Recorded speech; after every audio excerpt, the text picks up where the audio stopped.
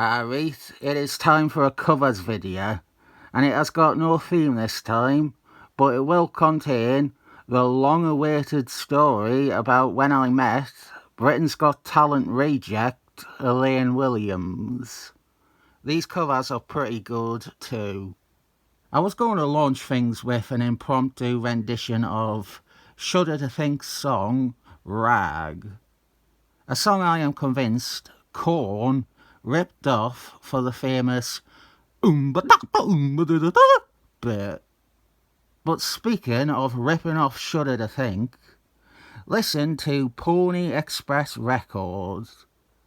Every alternative metal band from the early 2000s ripped that Shudder to Think album off wholesale. Incubus, Deftones, Korn. This is Reggae Man, issue 4, cover by Joe Kubert, dad of the other ones. Reggae Man always had some good covers. Someone wanted me to review some of this run. Cable Man by Joe Kelly and Josie Landiron. Great run, great art. This is issue 51. Bondage Club Soldier Boys piling on Cable Man. A lot of people compare Josie Landiron inevitably to Jack Quimby. He does blatantly revere the work of Jack Quimby, and that comes across a lot, to almost pastiche levels. One thing I always noticed as a stark difference is Josie Landiron would, like on this cover, he would always embrace detail and complexity. Not to say that Jack Quimby avoided that, but something like this. I imagine Jack Quimby would have chosen to scale it down, either less people or less detail on them. Or Vinnie Coletta would have erased them all anyway. Several covers I think of as iconic aren't iconic, and this is one. As an U.S.Agent fan, as someone who had U.S.Agent as one of their big characters to prompt getting into comics, this cover was almost always known to me. It would be one of the first U.S.Agent images you would see on Google image search. Now, it'll all be Wyatt Russell. This is Ryan Paul's cover to West Coast Avengers 69. Stop laughing at that, you sillies. Avengers West Coast 69. Oh God, I can't talk above all this laughing. I'll have to move on. Captain Marbles, the real one, Mar-Vell. Jim Starman with the cover. The Avengers have been defeated. And Captain Marbles, the real one, Mar-Vell, he cannot believe it. Thanius looms in the background. The BG. That's what we call it when we are in a hurry. A BG. It takes longer to explain that than it does to just say background. This is issue 28 from Jim Starman's defining run on this series. This is the last issue where Captain Marbles, the real one, Mar-Vell, will have white hair too. Sometimes there are covers, and I have seen them so much that they lose their strength. Other times there are covers I have seen so much that I remember them, but not some of the finer details. This is Defenders 98, Swamp Thing versus the Defenders. The details that my brain had dropped and that I hadn't recognised for ages is that there are other characters on this cover beyond the two being blasted. Satan's Son at the bottom, Velcro, the cat in the background watching. There's even a frog, a little Jiminy Cricket on the D. I remembered this image, this cover, but only Swamp Thing and the eye lasers and the two at the forefront being it, and maybe the cat. I didn't remember the other details. The Elaine Williams story is something I have had to build to because it requires a lot of explaining. First, I need to explain Elaine Williams. And then, I need to tell the actual story. It begins in 2010. There was a new series of Britain's Got Talent airing. The lineup was the judges. It was David Hasselhoff, Michael McIntyre, and Amanda Alden. They were the people who got to determine if someone was talented. David Hasselhoff I would single out as being useless. All he would do this almost every act. He would say, "I love your accent." That would be his only contribution or opinion. "I love your accent." It was a very bad lineup of judges. It only lasted that series. They replaced Hasselhoff and McIntyre straight away. The best ones would be when David Hasselhoff would take a punt. He would try to name the accent. He was always off incredibly. Someone would come out with like a West Country accent and he would go, "I love your Scottish accent." Every single time he would be off. A Brummie would come out, "I love your London town accent." A Scottish person, "I love your Welsh accent." He would try and do the accent sometimes too, badly. The wrong accent too, badly. Fucking brilliant. He definitely does some form of the "I love your accent" for Elaine Williams. She's from Manchester. She says she is from Manchester. And the off goes, "I love your accent." And then he does a bad Scottish accent. I don't know why they got rid of him, really. I wish I could show you clips. They're all Elaine Williams clip, but I found out from multiple attempts to show Diva Fever that ITV or Simon Cowell or whoever are really, really strict with using their content. Go watch Elaine Williams. It is a comedy masterpiece. A confused 50-year-old woman who looks lost, thinking she is doing stand-up comedy. Right, Elaine Williams, she comes out, she looks lost, she goes, "Hello, I'm Elaine from Manchester."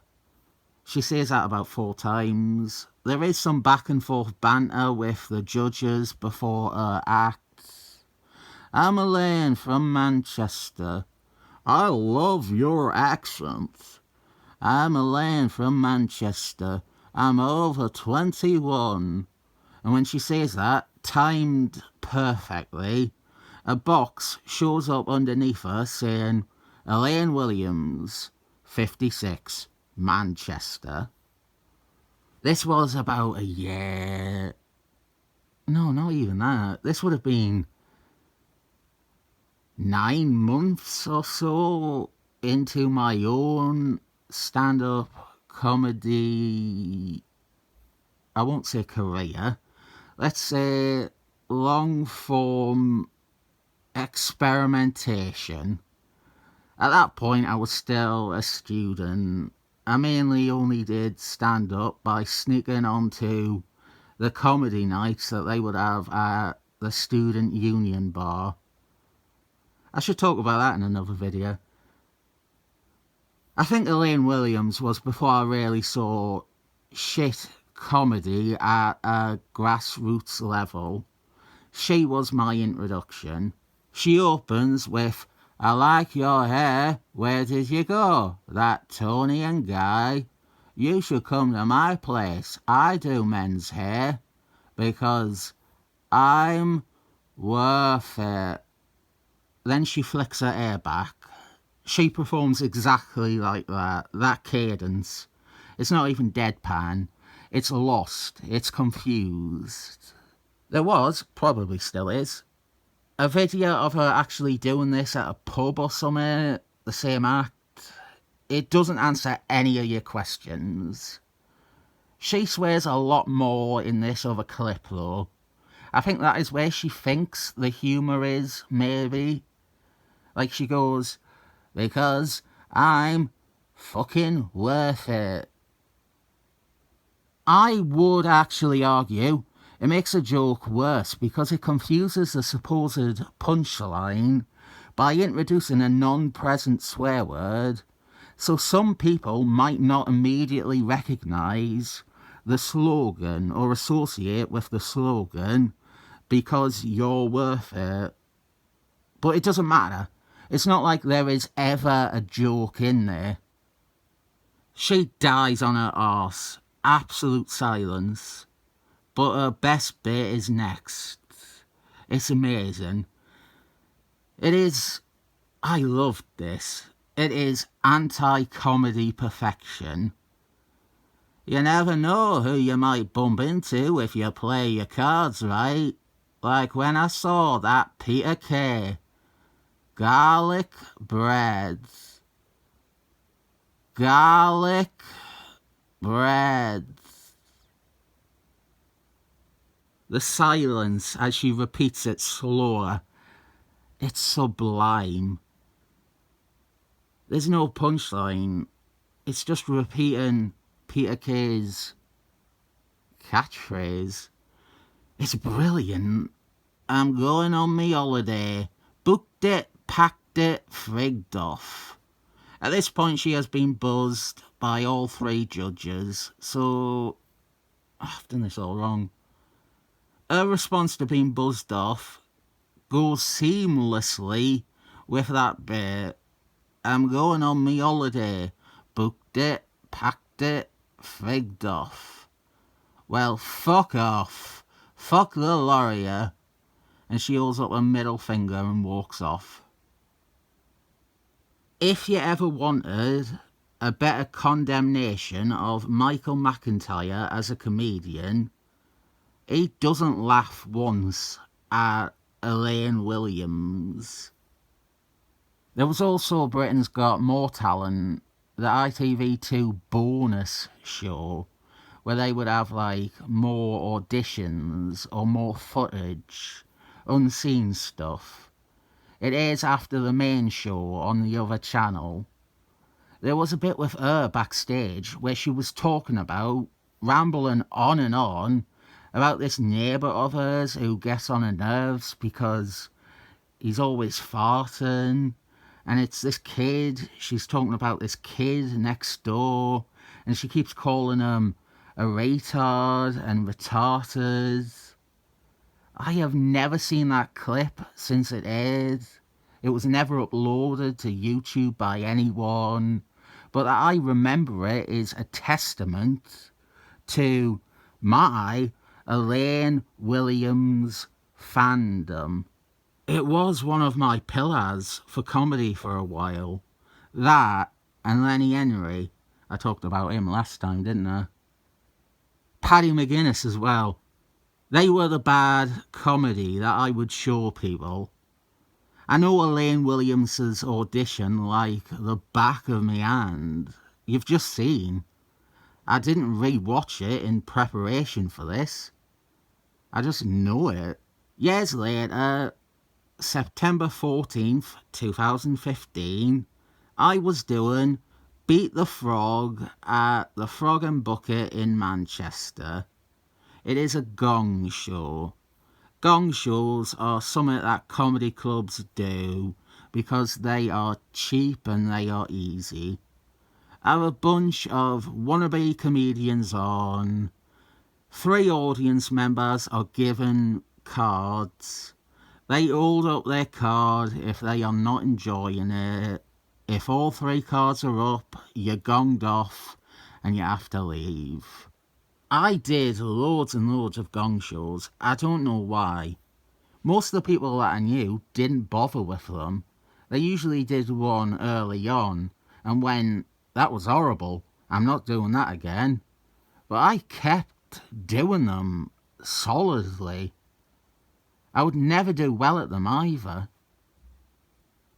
I have so many gong shows I could tell stories about too. But this one was Beat the Frog at the Frog and Bucket. They run it every week, every Monday, or they did, or maybe it was every fortnight, I cannot remember. But what made this special was one of the people in the audience. One of the card holders they picked was a woman near the front row. It was only bloody Elaine Williams from Britain's Got Talent.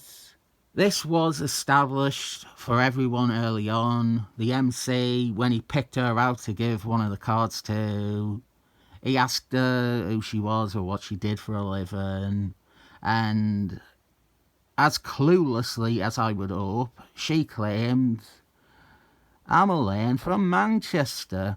I used to do the comedy."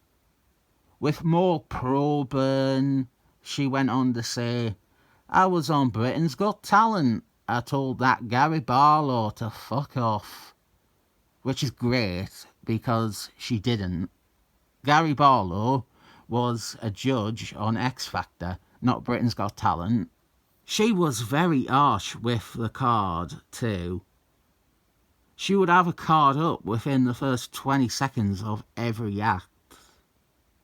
I remember she carded someone I knew because he mentioned rap music. The thing about gong shows is I hated them. I did not like doing them. I usually came away from them dejected and wanting to hurt myself.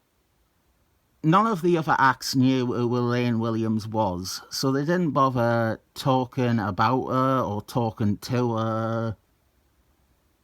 I go up and I do about a minute of my normal stuff. Then I drew attention to her. And I cannot imagine a better person than me to fill an audience in on who she was.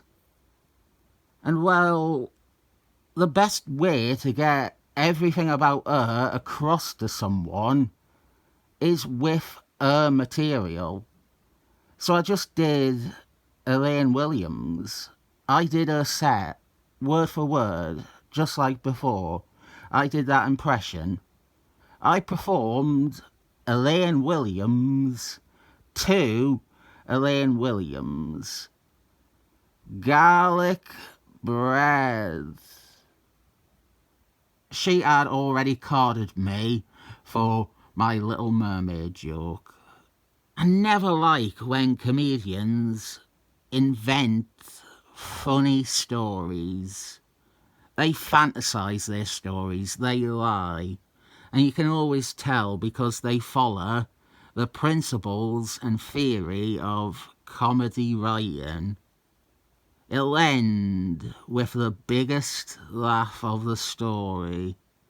It'll all be narratively built for telling as a routine on stage. Things will always come in packs of 3. I was afraid people might doubt this story, but if I had invented it, it wouldn't just end like it does. There's no conclusion to the story. I didn't win the gong show, I didn't get applause, I barely even got laughs. More so because her material was shit to begin with. There were laughs at the absurdity of it and me doing it. I got to the end of Elaine Williams' set, and that roughly coincided with getting all 3 cards.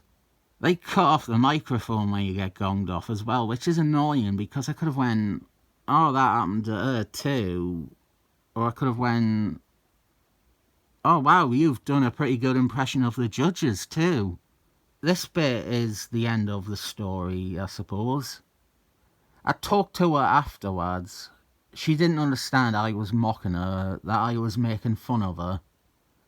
I think she was simple. In the head. In the brain. She then accused me of ripping off all her jokes. I got fed up of trying to understand what she was saying after that, so I just tried to book her for a non-existent gig instead. There's some aspect of a good story in there though, isn't there? It's not one to tell on stage. It wasn't even an impression to do on stage, really. But I think it's got the hallmarks of a great story.